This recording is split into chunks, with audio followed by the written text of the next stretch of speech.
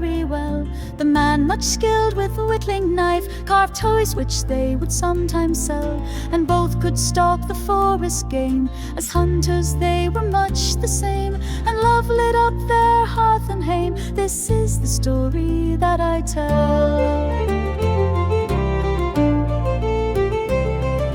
They hunted often side by side, with bow and snares their steps were strong. But deer tracks led them far and wide. Once she stayed home when trails grew long.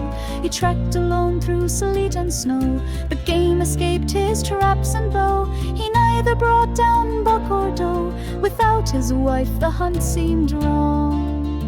When he returned she was in bed, a fever hot behind her eyes. She kissed his hand, "Hunt on," she said. Her breath grew faint, her words were sighs. He wept and sat with her all night. By dawn her soul had taken flight. He knew that she had lost the fight. No neighbors came to sympathize.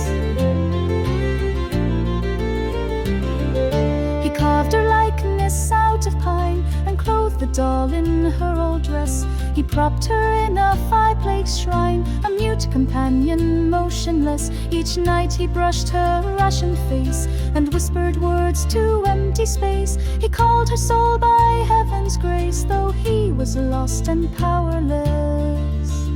A year of living with the pain, a year of hunting on his own. He struggled on through snow and rain.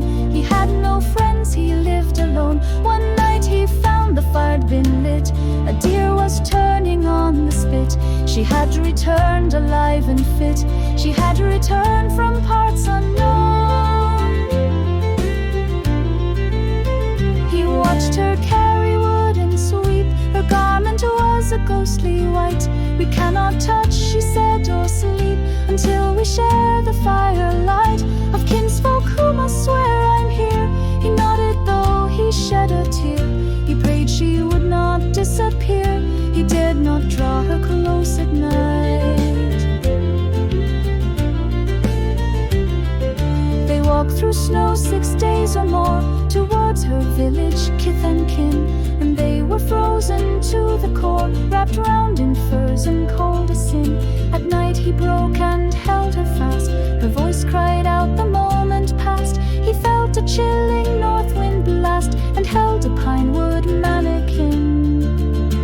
Then he ran wild and told his tale.